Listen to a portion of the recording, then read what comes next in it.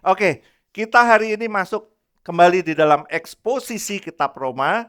Hari ini sudah minggu yang ke-13, saudara. Dan gak kerasa ya udah minggu yang ke-13. Dan kita belajar hari ini adalah Roma 13. Roma 13, coba katakan kanan kiri, Roma 13. Nah, di Roma 13 ini, kalau kita belajar Roma 13, kita mesti mengerti dulu sebelum-sebelumnya ini kita bahas apa. Terutama buat teman-teman yang mungkin gak ngikutin dari awal, kitab Roma ini bicara tentang eh, kitab yang spesifik berbicara tentang Injil, gitu. Berbicara tentang Injil. Apa sih Injil? Injil adalah kekuatan Allah yang menyelamatkan kita, orang percaya. Injil berbicara juga tentang apa yang Yesus sudah selesaikan buat setiap kita, apa yang Tuhan sudah lakukan buat setiap kita. Itulah Injil. Bukan apa yang kita lakukan buat dia, tapi apa yang dia sudah lakukan buat setiap kita. Dalam kitab Roma juga kita belajar dan mengetahui kedaulatan Tuhan atas setiap kita. Belajar tentang kita sebagai umat pilihannya dan memahami makna pemilihan dan penetapan dari semula. Kitab Roma juga menjelaskan tentang doktrin dasar Injil dan implikasinya. Nah, di Roma kalau di Roma 1 sampai 11 kita bicara tentang doktrinal Injil. Jadi doktrin-doktrin dasar gitu ya. Dasar-dasar dari Injil kita belajar di Roma 1 sampai 11. Nah, di Roma 12 sampai 16 nanti sampai terakhir kita bicara tentang implikasinya. Gitu kan. Jadi ada esensinya, ya, esensi dari Injil itu seperti apa? Kita belajar di Roma 1 sampai 11 dan di Roma 12 sampai 16 itu ekspresi dari Injil itu seperti gimana sih? Gitu loh. Ekspresi dari setiap kita orang percaya terhadap Injil itu seperti gimana? Nah, di sini bisa dilihat di Roma 1 sampai 11 kita belajar the why. Kenapa Injil? Apa itu Injil? Kemudian kita belajar di Roma 2 sampai 16 itu the how. Bagaimana itu Injil? Kalau di sebelumnya kita bicara tentang esensi Injil, setelahnya kita akan belajar tentang ekspresi Injil. Ada indikatif sebab, maka imperatifnya maka itu apa gitu loh. Sebab kenapa Yesus mati di atas kayu salib? Karena dia mati di atas kayu salib buat setiap kita, maka hari ini kita beroleh kemenangannya. Hari ini kita bisa hidup. Karena tadinya kita mati, maka dia turun dari surga, sang raja ini turun ke dunia, dia mau mati buat setiap kita, supaya kita ini yang mati beroleh kehidupan. Nah, kemudian kita belajar tentang being and thinking. Dan hari ini kita akan belajar doing and living. Oke, siap? Nah, minggu lalu kita udah mulai di Roma 12. Kita udah belajar di Roma 12, Pastor Eliada Adi dari Jogja khotbah dengan sangat luar biasa. Ada satu kutipan khotbahnya yang keren banget. Saya akan ulang hari ini. Dibilang gini, bahwa kita harus paham bahwa moralitas, katakan moralitas, kebenaran dan perbuatan baik datang karena sebuah alasan. Dan semua itu datang karena karya Allah terlebih dahulu di dalam kehidupan kita. Jangan kebalik teman-teman semua, bahwa kita melakukan itu semua untuk karya Allah. Kita melakukan perbuatan baik, kita melakukan moralitas, kita melakukan kebenaran untuk menyenangkan hati Tuhan. No, bukan seperti itu. Tuhan gak butuh disenangin sama kita. Tapi semuanya itu ada bahwa karena karya Allah terlebih dahulu di dalam kehidupan kita. Bahwa dia telah mengerjakan kebaikannya melalui karya penebusannya di atas kayu salib. So bukan karena kita. Semua ini bicara bukan karena kita. Semua ini bicara karena Dia yang sudah menyelesaikannya di atas kayu salib.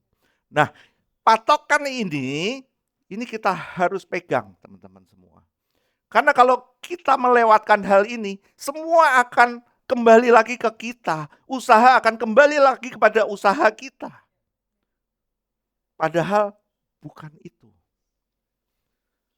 Nah, hari ini di Roma 13 kita akan lebih lagi belajar dan saya akan kasih judul Living in God's Authority atau hidup di dalam otoritas Allah. Apa sih itu? Yuk kita baca dulu di dalam Roma 13. Roma 13 ayatnya yang pertama sampai ke-7. Saya akan baca di ayat yang ganjil dan teman-teman semua bersama-sama di ayat yang genap. Oke. Roma 13.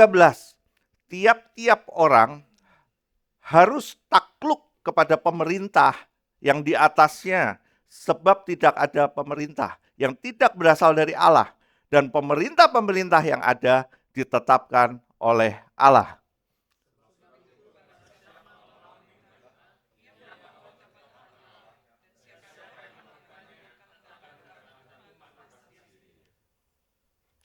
Sebab jika seorang berbuat baik, ia tidak usah takut kepada pemerintah. Hanya jika ia berbuat jahat, maukah kamu hidup tanpa takut terhadap pemerintah? Perbuatlah apa yang baik, dan kamu akan beroleh pujian daripadanya.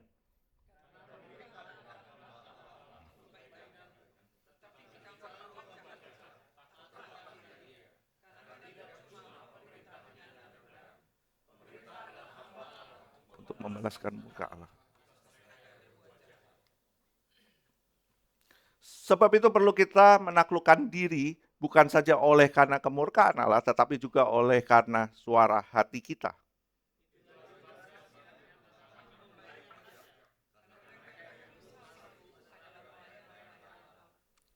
Bayarlah kepada semua orang apa yang harus kamu bayar. Pajak kepada orang yang berhak menerima pajak, cukai kepada orang yang berhak menerima cukai, rasa takut kepada orang yang berhak menerima rasa takut, dan hormat kepada orang yang berhak menerima hormat. Nah, di dalam pasal ke-13 ini, terutama di ayat-ayatnya yang pertama, ini kita akan ini bukan berbicara tentang ini memang ada pemerintah. Kita harus tunduk kepada pemerintah. Tapi sebenarnya bahasannya ini kita akan lebih lagi kepada makna dasar dan makna aslinya. Apa itu? Di sini kita akan lebih banyak belajar tentang berbicara tentang yang namanya otoritas. Coba katakan otoritas. Nah, di dalam hidup kita akan selalu sengaja atau tidak sengaja, sadar atau tidak sadar, akan selalu berjumpa dengan apa yang namanya otoritas. Karena ada pepatah juga bilang seperti ini, di atas langit masih ada langit. Nah, di dalam kehidupan kita ini otoritas ini selalu ada. Di gereja misalnya, di gereja tempat kita ini, meskipun kita semua sama, meskipun kita semua sama-sama pendosa yang dibenarkan, tapi ada otoritas di sini. Ada gembala di sini, ada gembala komsel di sini. Sedangkan kita sebagai gereja juga ada otoritas. Ada sinode di atas kita. Di dalam bernegara pun ada otoritas. Mungkin kita sebagai keluarga, tetapi di lembaga kepemerintahan setelah keluarga ada RT misalnya, ada RW, setelah RW ada lurah, habis lurah ada camat, habis camat ada wali kota atau bupati. Kemudian ada gubernur, habis gubernur ada menteri, habis menteri ada presiden. Jadi setiap kehidupan kita ini ada jenjang otoritas. Misalnya juga di dalam keluarga, kita sebagai anak, pasti ada orang tuanya. Benar nggak? Itu juga otoritas, teman-teman. Nah, tapi dalam kita berbicara tentang otoritas, kita mesti mengerti status dan kedudukan kita terlebih dahulu. Siapa kita? Kita nggak bisa bicara tentang otoritas, terus kita nggak ngerti kedudukan kita ini apa. Nah, saya akan memulai dari kitab Filipi 3, ayat yang ke-20. Filipi 3 ayat ke-20 katakan, karena kewargaan kita adalah di dalam sorga, dan dari situ juga kita menantikan Tuhan Yesus Kristus sebagai juru selamat. So kita mesti tahu status kita hari ini, kita sebagai orang percaya, status kita adalah warga negara kerajaan sorga. Benar kita hari ini adalah warga negara Indonesia. Kita hari ini adalah warga negara tempat di mana negara menaungi kita. Tapi kita sebagai orang percaya, kita juga punya status khusus, teman-teman. Statusnya adalah kita semua adalah warga negara kerajaan surga. Nah, kalau kita lihat di dalam 1 Petrus ayat yang kedua, pasal kedua ayat 11 sampai 12, dikatakan demikian. Saudara-saudaraku yang kekasih, aku menasehati kamu supaya sebagai pendatang dan perantau. Katakan pendatang dan perantau. Kamu menjauhkan diri dari keinginan-keinginan daging yang berjuang melawan jiwa.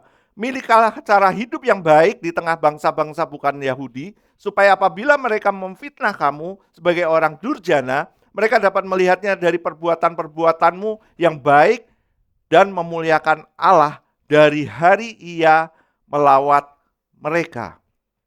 Kita mesti sadar teman-teman semua bahwa ternyata benar kita adalah warga negara Indonesia. Kita hidup di dunia ini. Tetapi ketika kita sudah punya warga negara kerajaan sorga, di sini kita adalah pendatang dan perantau. Di Indonesia, di dunia ini kita adalah pendatang dan perantau. Bahkan di 2 Korintus 5, Paulus bilang gini, bahwa tempat kediaman kita adalah kemah yang harus dibongkar. So, tempat kediaman kita adalah kemah. Kemah yang akan segera dibongkar. Karena rumah kita yang sebenarnya bukan di sini. Rumah kita di sorga. Nah, sebagai pendatang dan perantau, sehingga kita harus menjauhkan diri dari keinginan daging dan memiliki cara hidup yang baik sebagai buah dari keselamatan yang kita terima dari Tuhan. Jadi, sebagai pendatang dan perantau, kita harus bersikap baik. Tapi sikap baik kita itu bukan karena kita mampu berbuat baik, tapi karena buah dari buah keselamatan itu. Dari buah Roh Kudus itu kita bisa berbuat baik. Sekali lagi, buah ini adalah ekspresi kita. Buah ini adalah karya Roh Kudus yang ada di dalam setiap kita. Amin. So kita mesti sadar bahwa kita adalah warga negara tempat kita tinggal saat ini, Indonesia. Kita adalah warga negara kerajaan sorga sebagai orang percaya. Kita adalah pendatang dan perantau di dunia yang sementara ini. Amin.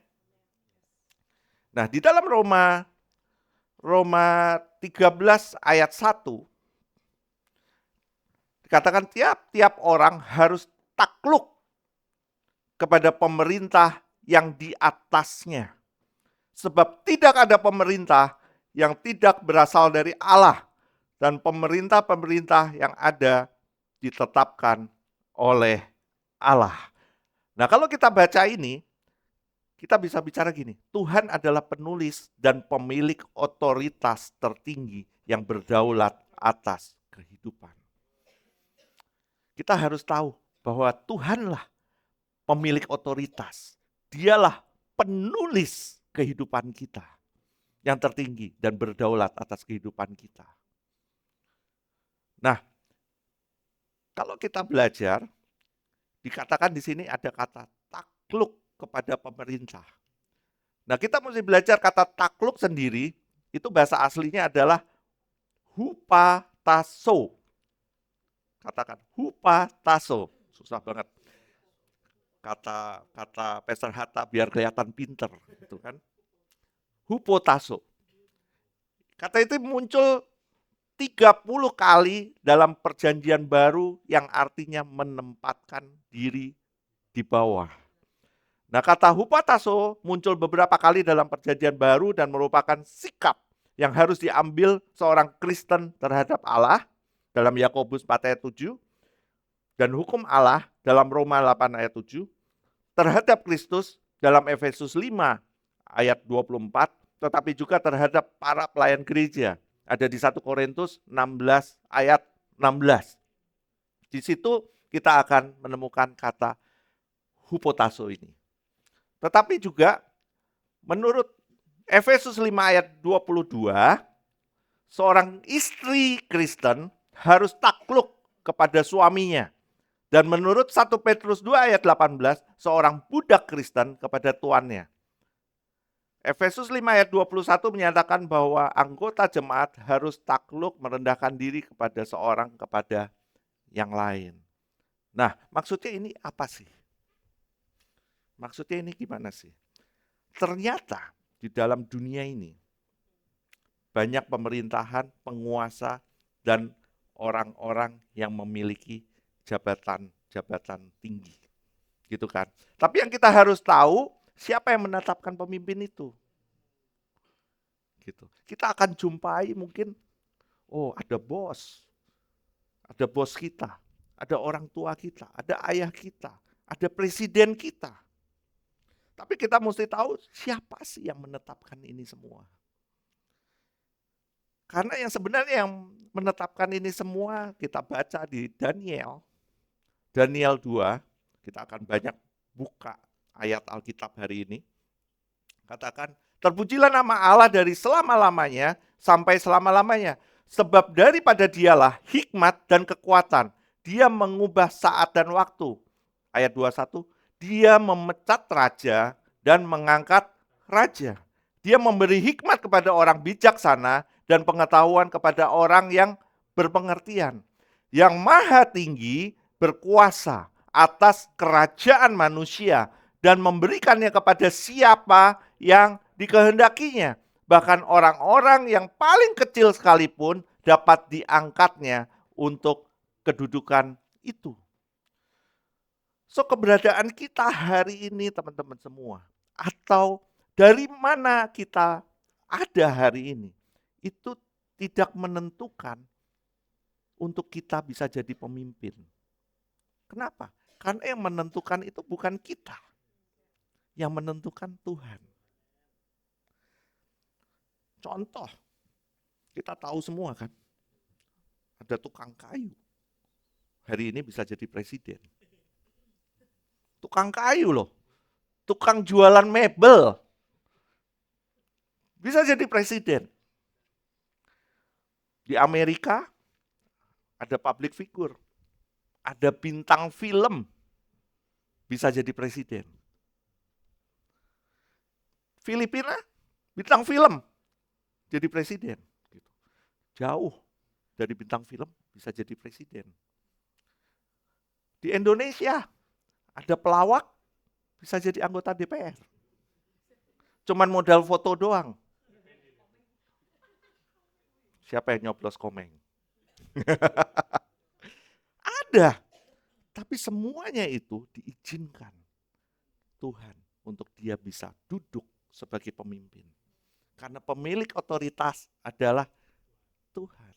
So hari ini ada yang bilang gini, kita nggak bisa menentukan di mana kita lahir. Kita nggak bisa menentukan siapa orang tua kita, benar nggak? Tapi ternyata di mana kita dilahirkan hari ini? Di mana kita harus tunduk kepada otoritas orang tua kita? Itu semua di dalam kedaulatannya Tuhan. Kita nggak bisa pilih, teman-teman. Itu semua di dalam kedaulatannya Tuhan. Nah, kalau kita lihat presiden atau raja-raja yang sedang memerintah saat ini, ada yang jahat. Benar nggak? Ada yang kelihatannya kejam, gitu. Kelihatannya jahat. Tapi percaya, biarpun mereka jahat, biarpun mereka kayaknya bengis sekalipun, itu semua Tuhan yang sudah tentukan buat setiap para pemimpin itu. Nah, ada kalanya juga kalau zaman dulu nih, di awal-awal gereja, pemerintah ngelakuin penindasan. Dulu pemerintah ngelakuin penindasan terhadap orang-orang percaya. Tapi kalau kita lihat hasil akhirnya, apa? Tujuannya adalah supaya Injil dapat diberitakan. Sebab orang-orang Kristen udah ngerasa nyaman waktu itu. Sehingga penganiayaan akhirnya Injil menyebar ke seluruh dunia. Nah, kalau kita lihat keadaan juga, COVID misalnya. Kemarin kita ngalamin COVID. Kita nggak bisa ibadah. Tapi ternyata karena adanya COVID, Injil bisa menyebar ke seluruh dunia. Lewat apa? Lewat YouTube. Bisa menyebar ke seluruh dunia. Yang tadinya orangnya harus pergi untuk menyebarkan Injil, karena COVID, khotbahnya yang pergi. Bukan orangnya, khotbahnya yang pergi. Jangan-jangan ini cara Tuhan juga. Benar nggak? Nah, kalau kita lihat pemerintahan Firaun, kita tahu Firaun jahatnya bukan main kan? Tahu kan Firaun ya? Jadi saya nggak usah jelasin siapa Firaun gitu. Nah, Firaun itu kan jahatnya bukan main. Tapi ternyata dia dipakai Tuhan juga untuk menunjukkan kasih dan anugerahnya untuk melepaskan rakyatnya keluar dari perbudakan. Ini pasti juga sekuat apapun kerajaan yang ada di dunia pasti akan dikalahkan oleh Tuhan. Nah, ada satu quote yang keren banget. R.C. Sproul bilang gini, tidak ada satupun debu di jagat raya yang berada di luar jangkauan penetapan kedaulatan Tuhan. Bahkan debu pun itu adalah kedaulatannya Tuhan. Rambutmu ada berapa, itu di dalam kedaulatannya Tuhan.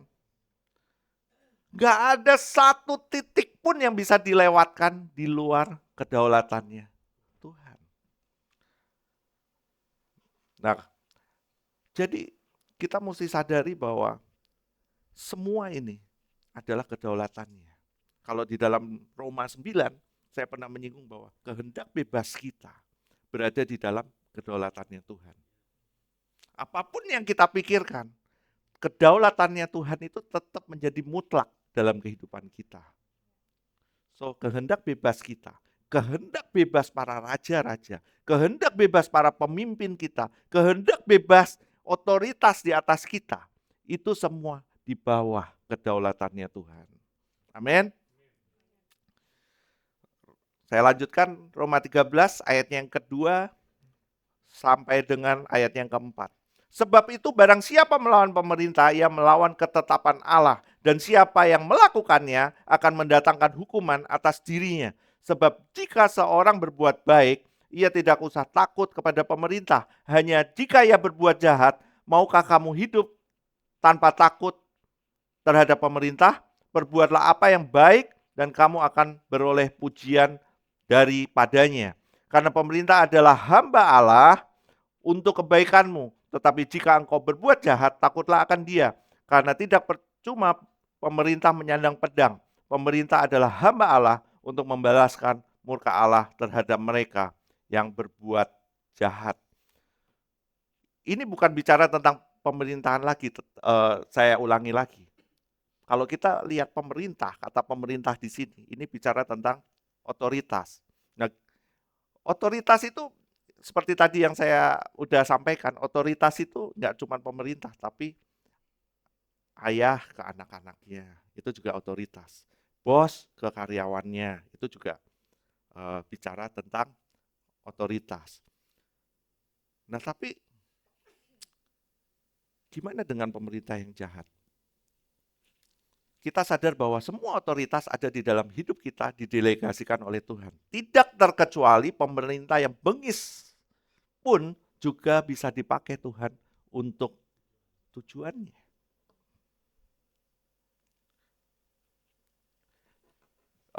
Di Yesaya 45 itu dibicarakan tentang Kores, Raja Kores.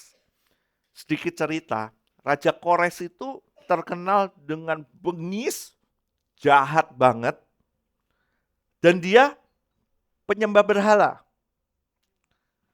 Tapi Tuhan memakai Kores ternyata sebagai alatnya.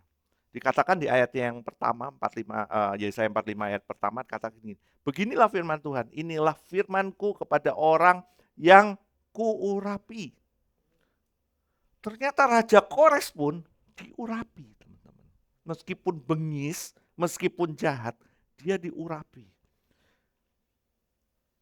Kepada Kores, yang tangan kanannya kupegang, supaya aku menundukkan bangsa-bangsa di depannya dan melucuti raja-raja. So kalau kita bicara siapa yang diurapi Tuhan, itu bukan berarti orang yang kelihatannya rohani itu yang diurapi Tuhan. Bukan berarti orang yang udah bisa bahasa roh itu yang diurapi Tuhan. Bahkan raja yang kelihatannya bengis sekalipun, Tuhan bisa urapi dia. Tuhan pegang tangannya. So itulah kedaulatan Tuhan. Dia nggak perlu memilih siapa yang harus diurapinya. Dia bisa memilih siapa yang mau diurapinya. Contoh lain, di Yeremia ada diceritakan tentang Raja Nebukadnezar. Pasti semua tahu, yang udah pernah sekolah minggu pasti tahu. Siapa itu Raja Nebukadnezar? Dia adalah Raja Babel yang jahat banget. Dia adalah raja yang menghancurkan kerajaan Yehuda waktu itu. Dia mengepung, dia menjarah, bahkan menghancurkan Yerusalem. Itu Raja Nebukadnezar. Raja yang jahat banget, tapi Tuhan pakai dia. Tuhan pakai dia, Tuhan pakai Raja Nebukadnezar. Nah kalau kita melihat semua yang terjadi di dunia ini, maka doktrin kedaulatan Tuhan itu menjadi mutlak. Benar nggak? Ini menyadarkan kita supaya kita nggak menjadikan manusia itu menjadi pahlawan. Kenapa? Karena nggak selamanya mereka bisa menjadi seperti itu karena manusia itu labil. Sebab kita perlu menaruh iman dan kepercayaan kita kepada Tuhan. Jadi contoh lain yang paling relate yaitu apa? Pontius Pilatus. Pontius Pilatus itu jahat. Bahkan di dalam Yohanes 19 ayat 10 dikatakan, maka kata Pontius Pilatus, tidakkah engkau mau bicara dengan aku? Tidakkah engkau tahu bahwa aku berkuasa untuk membebaskan engkau dan berkuasa untuk menyalibkan engkau? Pontius Pilatus bilang, Yesus, aku ini loh yang berkuasa untuk membebaskan kamu. Aku yang berkuasa juga untuk menyalibkan engkau. Tapi Yesus bilang gini, engkau tidak mempunyai kuasa apapun terhadap aku, jikalau kuasa itu tidak diberikan kepadamu dari atas. Kita baca Yohanes 19 ayat 10 sampai 11. Nanti pulang dibaca. Jadi melalui kekuasaan Pontius Pilatus untuk menyalibkan Yesus, ya, hari itu Yesus disalibkan oleh Pontius Pilatus. Tapi karena Yesus disalibkan, maka keselamatan itu boleh datang untuk setiap kita. So, jadi keadaan yang buruk sekalipun, itu sebenarnya kalau ada di dalam kedaulatannya Tuhan, ini bisa mendatangkan kebaikan buat setiap kita. Papa saya pernah gini satu hari. Ada beberapa tahun yang lalu, ada satu misionaris menjadi martir di Indonesia. Tapi dia harus tetap dibunuh dan dihukum mati. Itu umat Kristen semua berdoa, tapi tetap dia dihukum mati. Kita nggak ngerti, kenapa kok seperti itu? Kenapa Tuhan nggak dengar doa-doa kita? orang Kristen. Tapi kita tahu bahwa kedaulatannya itu penuh atas mereka. Hari ini, kita bisa menikmati ibadah. Sedikit tadi dibahas tentang toleransi. Itu karena apa? Mungkin karena mereka menjadi martir juga. Hari ini bisa terjadi seperti hari ini. Jadi demikian juga kalau saat ini kita sedang mengalami pergumulan yang besar, yang tidak dapat kita mengerti, maka kita perlu menyadari bahwa hidup kita ada di tangan Tuhan. Amin. Hidup kita ada dalam kedaulatannya, hidup kita ada di dalam otoritasnya. Nah, kita semua berada di dalam otoritas kalau kita sedang mengalami masalah dalam hubungan kita dengan otoritas yang ada, maka itu Tuhan izinkan supaya kita belajar sesuatu, yaitu untuk mengkuduskan satu dengan yang lain. Tapi pertanyaannya adalah, apakah kita harus tetap tunduk dan taat saat tatanan otoritas di atas kita melanggar kebenaran firman Tuhan? Ini yang sering kita tanya kan. Terus kalau otoritas kita melanggar firman Tuhan, apa yang harus diperbuat? Roma 13 ayat 4 bicara karena pemerintah adalah hamba Allah untuk kebaikanmu. Untuk kebaikanmu. Tetapi jika engkau berbuat jahat, takutlah akan dia. Karena tidak percuma pemerintah menyandang pedang. Pemerintah adalah hamba Allah untuk membalaskan murka Allah atas mereka yang berbuat jahat. Nah, maka otoritas itu diberikan dengan satu tujuan, tujuannya adalah untuk kebaikan kita. Ini berarti apakah diizinkan Tuhan? Apakah diizinkan kalau dia melanggar firman Allah? Misalnya nih, ada di dalam otoritas suami yang melakukan KDRT misalnya. Atau orang tua yang menganiaya anaknya. Terus sikapnya harus gimana dong? Nah, kalau kita belajar ini, ada prinsip Alkitab yang mengizinkan ketidaktaatan yang dilakukan dengan damai. Contohnya, kita belajar dikit. Ada prinsip Alkitab yang mengizinkan ketidaktaatan yang dilakukan dengan damai. Pertama, ketika harga dan martabat hidup manusia dilecehkan atau dilanggar. Ini firman Tuhan.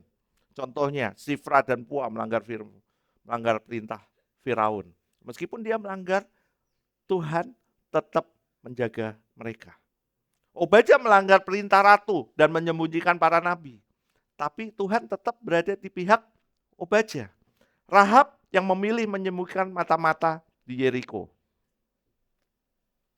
Kedua, ketika apa? Ibadah atau worship kepada Tuhan tidak diperbolehkan.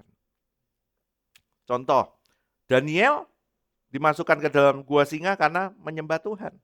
Tapi Tuhan tetap berada di pihak Daniel. Sadrah, Mesak, Abednego juga seperti itu. Yang ketiga, ketika Injil, kabar baik dilarang untuk dikabarkan. Nah, di dalam Kisah Rasul 5 ayat 28, katanya dengan keras kami melarang kamu mengajar dalam nama itu. Namun ternyata kamu telah memenuhi Yerusalem dengan ajaranmu dan kamu hendak menanggungkan darah orang itu kepada kami. Tetapi Petrus dan rasul-rasul itu menjawab katanya, kita harus lebih taat kepada Allah daripada kepada manusia. Nah, kalau kita lihat ayat ini, ya, ini mengkonfirmasi bahwa orang percaya adalah warga kerajaan sorga, karena kita adalah warga kerajaan sorga. Tuhan adalah penulis dan pemilik otoritas tertinggi. Otoritas semua pemerintahan itu adalah otoritas yang didelegasikan dari Tuhan dan diizinkan dalam hikmat kedaulatannya, dan kita berada dalam tatanan otoritas yang telah ditetapkan Tuhan dalam hidup kita. So, ada kedaulatan, ada otoritas tertinggi dalam kehidupan kita, yaitu siapa? Tuhan. Tuhan sendiri itu pemilik otoritas tertinggi dalam hidup kita. Amin. Nah, kalau kita tadi bicara tentang pemerintah atau otoritas, di ayat yang berikutnya kita bicara tentang kasih. Jadi kalau kita bicara Roma ini ada dua bagian, teman-teman. Ada dua bagian. Pertama bicara tentang otoritas, yang kedua bicara tentang kasih. Nah, ayat yang ke-8 bilang gini, janganlah kamu berhutang apa-apa kepada siapapun juga, tetapi hendaklah kamu saling mengasihi. Sebab barang siapa mengasihi sesama manusia, ia sudah memenuhi hukum Taurat. Karena firman, janganlah berzina, jangan membunuh, jangan mencuri, jangan mengingini, dan firman lain manapun juga sudah tersimpul dalam firman ini, yaitu kasihilah sesamamu manusia seperti dirimu sendiri. Kasih itu tidak berbuat jahat terhadap sesama manusia, karena itu kasih adalah kegenapan hukum Taurat. Hal ini harus kamu lakukan karena kamu mengetahui keadaan waktu sekarang, yaitu bahwa saatnya telah tiba bagi kamu untuk bangun dari tidur, sebab sekarang keselamatan sudah lebih dekat bagi kita daripada waktu kita menjadi percaya. Hari sudah jauh malam, telah hampir siang. Sebab itu marilah kita menanggalkan perbuatan-perbuatan kegelapan dan mengenakan perlengkapan senjata terang. Marilah kita hidup dengan sopan seperti pada siang hari, jangan dalam pesta pora dan kemabukan, jangan dalam percabulan dan hawa nafsu, jangan dalam perselisihan dan iri hati, tetapi kenakanlah Tuhan Yesus Kristus sebagai perlengkapan senjata terang, dan janganlah merawat tubuhmu untuk memuaskan keinginannya. Nah, di Roma 13 dibicarakan kasih adalah kegenapan hukum Taurat. Kita bisa melakukan semuanya tadi. Kita bisa seakan-akan tunduk kepada otoritas. Padahal kita nggak tunduk sebenarnya. Kita bisa belajar tentang doktrinal sebelumnya. Tapi ekspresi yang kita keluarkan, buah yang kita keluarkan, itu adalah buah yang busuk. Bisa juga. Kenapa? Karena sebenarnya kalau ketika kita belajar semua tentang Tuhan, kalau diperes teman-teman, itu keluarnya adalah kasih. Nah, maka itu kalau kita belajar tentang kasih, ini penting. Kenapa? Kasih adalah ekspresi dari Injil. Kasih adalah buah dari Injil. So, kita bisa tunduk kepada otoritas, tapi kalau kita nggak punya kasih, itu juga percuma. Sedangkan kita sebagai umat pilihannya, yang mengerti kedaulatannya, kita juga harus mengerti bahwa buah yang kita keluarkan, ini adalah kasih. Maka itu Paulus menyinggung tentang kasih di di pasal 13 ini. Nah, kalau kita belajar tentang kasih, kasih seperti apa sih? Gitu loh, kasih seperti apa sih? Kalau kita belajar tentang kasih di ayat yang tadi kita baca, kata kasih di sini berasal dari kata agape. Katakan agape. Apa sih agape itu? Agape adalah kasih level tertinggi. Yang bicara tentang cinta yang tidak mementingkan diri sendiri. Cinta tanpa batas. Luas. Cinta tanpa syarat. Cinta kita, kasih kita masih bersyarat. Tapi kalau kita bicara tentang agape, cinta yang tanpa syarat. Cinta yang gak egois, cinta yang sempurna. Inilah kasih yang tertulis di dalam pasal 13. Pertanyaannya, mampu nggak kita melakukan hal itu? Saya dibilang kasih agape. Benar nggak kasih saya ini agape? Karena kasih agape itu cuman Tuhan yang punya.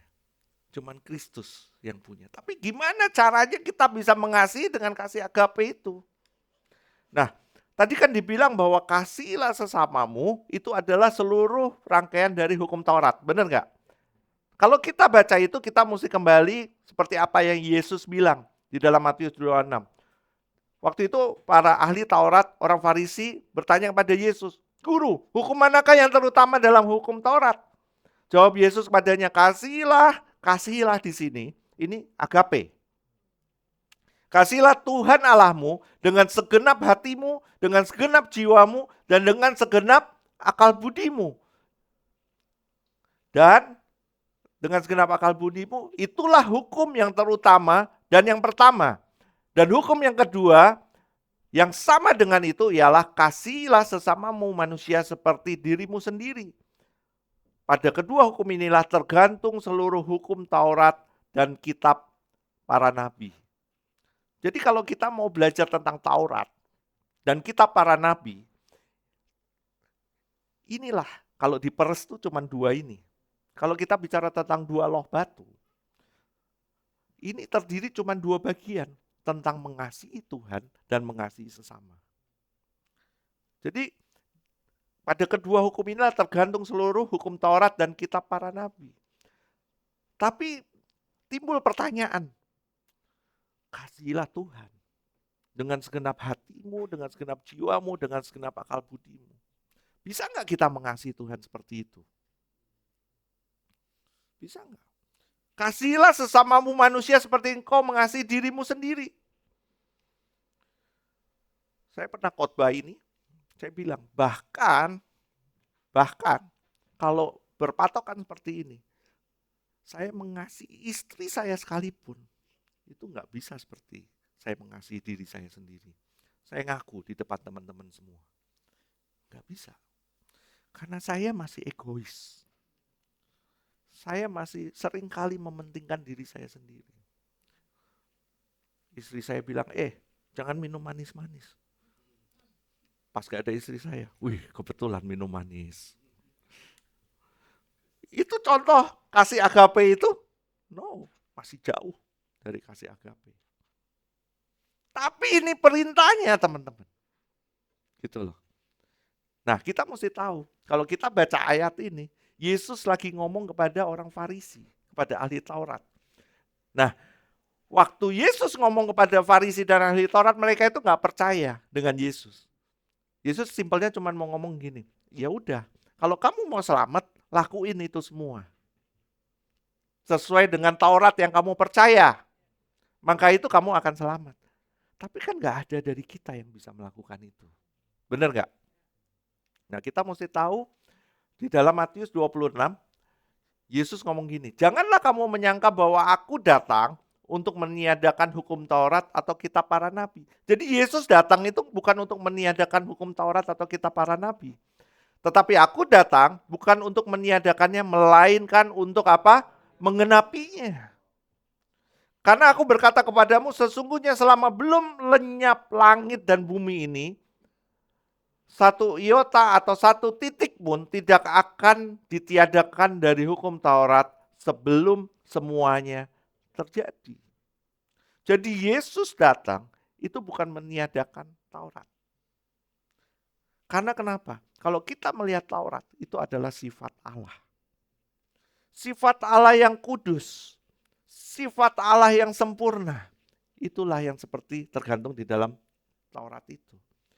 Tapi Yesus datang untuk menggenapinya. Nah, kenapa sih Yesus harus genapi? Karena itulah kamu harus sempurna. Sama seperti Bapamu yang di sorga adalah sempurna. Kita nggak akan pernah bisa sempurna. Tapi karena Kristus, kita menjadi sempurna. Jadi bukan karena kita sempurna, tapi karena Dia yang membuat kita menjadi sempurna. Amin. Yohanes 13 ayatnya yang ke-34. Aku memberitakan perintah baru kepada kamu, yaitu supaya kamu saling mengasihi sama seperti aku telah mengasihi kamu. Demikian pula lah kamu harus saling mengasihi. Dengan demikian, semua orang akan tahu bahwa kamu adalah murid-muridku, yaitu jikalau kamu saling mengasihi. Nah, di sini adalah peristiwa ketika Yesus mau disalib hari itu. Yesus mau disalib, dia ngomong dengan para murid-muridnya. Dia bilang bahwa aku memberikan padamu perintah yang baru. Supaya kamu saling mengasihi, tetap saling mengasihi.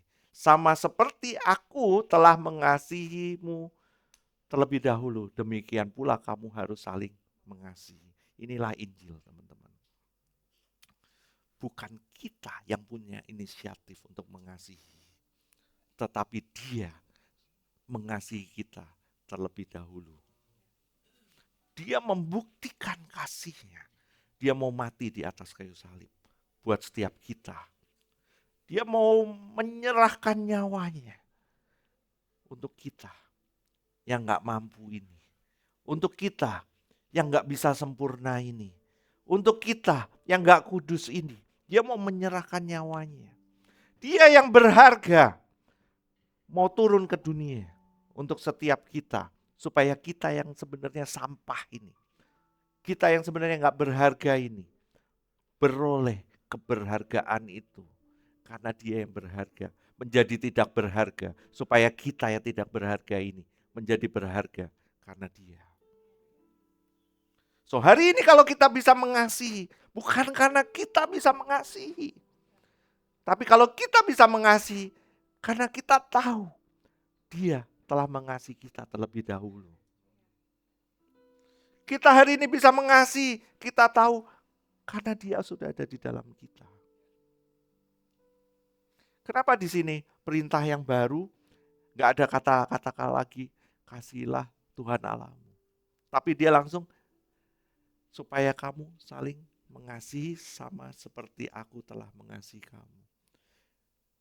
Karena Dia tahu ketika kita percaya, Dia menebus semua dosa-dosa kita.